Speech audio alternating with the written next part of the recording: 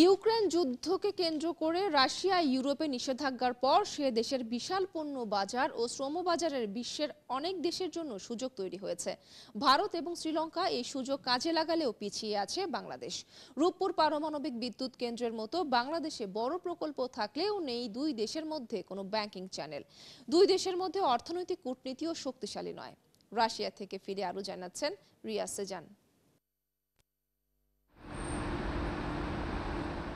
রাশিয়ার ইউরোপের বাণিজ্য নিষেধাজ্ঞার আগে দেশটিতে ওষুধ সরবরাহ করত ফ্রান্স জার্মানি, কিন্তু নিষেধাজ্ঞার পর রাতারাতি সেই বাজারের বড় অংশই দখল নেয় ভারত। বিশাল এই দেশটির ওষুধের বাজারটি যেমন বড় তেমনি ওষুধের মূল্যও বেশি। ফলে ভারতের পাশাপাশি এই বাজারে সুযোগ আছে বাংলাদেশেরও। একই অবস্থা পোশাক খাতে। ইউরোপ আমেরিকার বড় বাজার দখল করলেও রাশিয়ায় বাংলাদেশ এখনও প্রবেশ করতে পারেনি। অথচ অপেক্ষাকৃত কম মানের পণ্য নিয়ে বাজার দখল করেছে চীন ও তুরস্ক।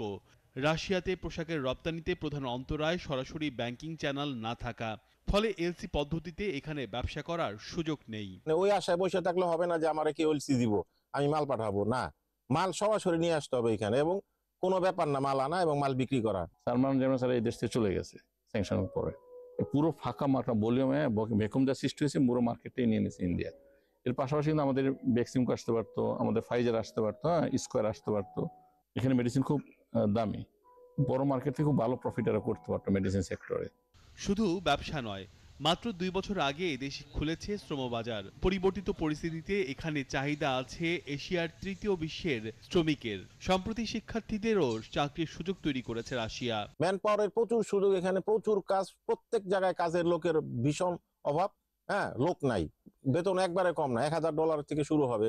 এখানে টাকা ফ্রি করে দিয়ে $1000 মিনিমাম পাবে স্টার্টিং স্যালারি। স্কিল ওয়ার্কার দরকার, ধরেন গার্মেন্টস সেক্টরে লাগবে, ধরেন মাংস ফ্যাক্টরিতে লাগবে, আমি বলতে বড় বড় ইন্ডাস্ট্রিতে, যে আপনি বললেন জাহাজ ইন্ডাস্ট্রিতে, কনস্ট্রাকশন কোম্পানিতে। এত সব সুযোগ কাজে লাগাতে নেই বাংলাদেশের কোনো সুদূর প্রসারী পরিকল্পনা। এটা মনে হয় সরকারের গাফিলতি ছাড়া আর কিছুই না। আমি যতটুকু জানি ওয়ার্ক পারমিটে লোক আসতে দিচ্ছে না, কিন্তু শুধু গভর্নমেন্ট টু গভর্নমেন্ট এই সমস্যাটা সমাধান করতে পারে। সেই চুক্তি করতে হবে গভর্নমেন্ট লেভেলে, ব্যাংকের শাখা খুলতে হবে, হয় আমাদের দেশের কোনো ব্যাংক এই দেশে অথবা এই দেশের কোনো ব্যাংক আমাদের দেশে।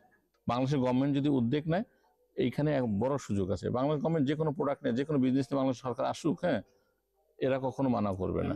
রাশিয়ায় শস্য ও জ্বালানি ছাড়া প্রায় 80% পণ্য আমদানি নির্ভর। ফলে রাশিয়ার বাজারটি বেশ বড়। ইউরোপ আমেরিকার নিষেধাজ্ঞার পরে আর্থিকভাবে কিছুটা ঝাঁকুনি খেলেও দমে যায়নি রাশিয়া। অর্থনীতি এখনো বেশ শক্তিশালী। ফলে বড় এ বাজারে বাংলাদেশের অবস্থান তৈরিতে প্রয়োজন কেবল মনোযোগের। Riya Shezan, 71, Moscow, Russia.